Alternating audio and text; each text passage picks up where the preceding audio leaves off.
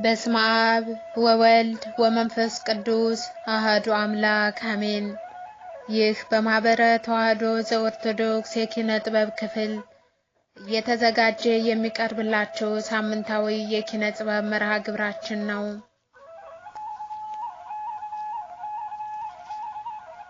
በባለፈው በክፍል 5 የመንደሪቷ ነዋሪዎች ከነ አቶ ሀብተ ስላሴ ግቢ እንደተሰበሰቡ ሶስት እንግዶች እንደተቀላቀሏቸው ከነርሱም ውስጥ የሶስተኛውን እንግዳ ማንነት በክፍል 6 ልናይ ቀጠሮ ይዘን ነበር የተለያየ ነው።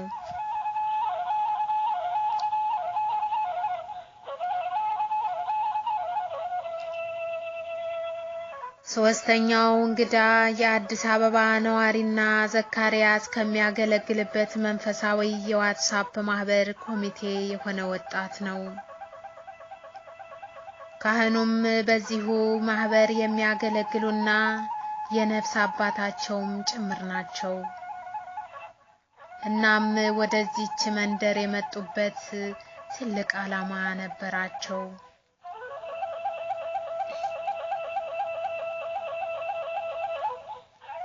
ቀኑ እየመሸ ስለሄደ ጨረቃዋ ፍንትው ብላ ወጥታለች። ይበቃል አሉ መምህሩ የነበረውን ጫጫታና ሁካታ ጸጥ ለማሰኘት። የተፈጠረውን ታሪክ ሁሉ አንድ በአንድ አጫወቷቸው። የሴትና የቄስ እንግዳ የለውም እንዲሉ መምህሩ ሕፃን ብርቱካንን እቅፍ አድርገው በመስቀላቸው ካሻሹላት በኋላ ማስተማራቸውን ቀጠሉ። ሁሉም በያሉበት አረፍ አሉ።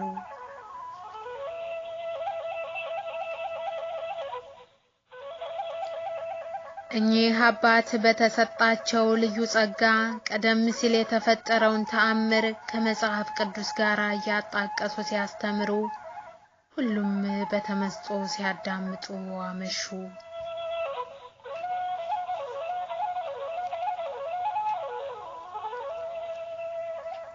ማለዳ ጎህ ሲቀድ አቶ መሐመድ ወደነ አቶ ሀብተ ስላሴ ቤት አመሩ። ሌሊት ያዩትን ህልም ለነርሱ ለመተንፈስ ችኩል ብለዋል። ሶስት ሰዎች መስሉኛል፣ ጋሻ መሬት ላይ ሲመላለሱ አየሁ። ለካህኑ አባት ህልማቸውን አንድ በአንድ አጫወቷቸው። እርሳቸውም የህልሙን ሚስጥር አመስጥረው ፈቱ። መሬታቸው ለእግዚአብሔር የተገባ እንደሆነ በግልጽ ነገሯቸው። አቶ መሐመድ ምንም ሳያቅማሙ መሬታቸውን ሰጡ። አቶ ሀብተ ስላሴም ከርሳቸው አዋሳኝ የነበረውን መሬታቸውን እንዲሁ አበረከቱ።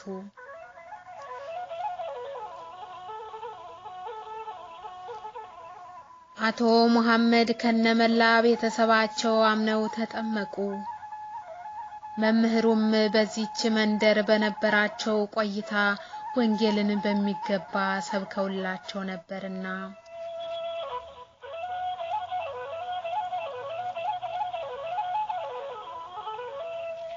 እነዚህ እንግዶች ለመጡበት ዓላማ ይበልጡኑ ምቹ ሆነ። እየተመካከሩ ለነዚህ ምዕመናን አምልኮተ እግዚአብሔርን የሚፈጽሙበት የእግዚአብሔር ማደሪያ ለመስራት ተነሱ። የሚያገለግሉበትን መንፈሳዊ ማህበር አስተባበሩ። ታሪኩ እጅግ አሳዛኝ ከመሆኑ የተነሳ ከማህበሩ አባላት ለዚህ ቤተ መቅደስ ማሰሪያ እጁን ያልዘረጋ አልነበረም። ሁሉ ነገር በአጭር ጊዜ ተከናወነ።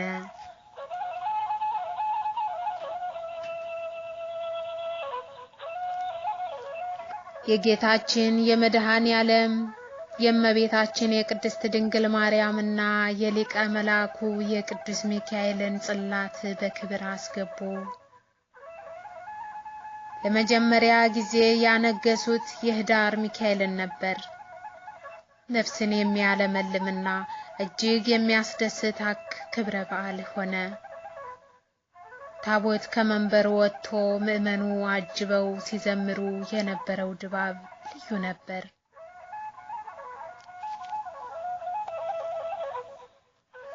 ፀሐይን የከለለላቸው የደመና አምድ ሊቀ መላኩ ቅዱስ ሚካኤል በክንፉ የጋረደላቸው ይመስላል።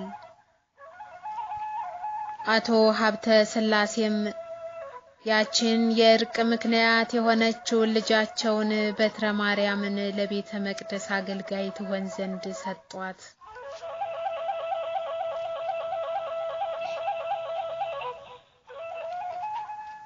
ፍቅር አቅም አለው ታሪክን ሊቀይር የሰማዩን ንጉስ አበው ወደ ምድር የመውደድን ገደብ ድንበር አፍርሰሃል ስለ ፍቅር ብለህ ስለ ሰው ሞተሃል ስቃይ ላበዙብህ ማራቸው ብለሃል። መገፋት ነው እንጂ መግፋት ፍጹም የለም አንተ ባስተማርከን በክርስትና ዓለም ጦር ለሚመዙብን ሰብከን ትህትና እንደ ምድር አሸዋ እንበዛለን ገና።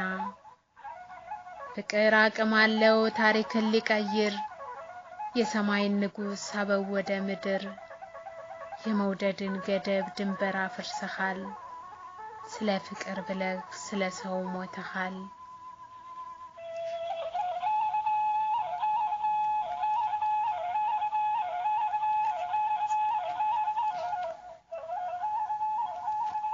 በትረ ማርያም ተከታታይ ትረካ በዚህ ተፈጽሟል። ተራኪና ደራሲ ፋንታነሽ አበባው። አነሳስቶ ላስጀመረን አስጀምሮ ላስፈጸመን ለልዑል እግዚአብሔር ክብር ምስጋና ለእርሱ ይሁን፣ አሜን። ወስብሐት ለእግዚአብሔር ወለወላዲቱ ድንግል ወለመስቀሉ ክቡር፣ አሜን።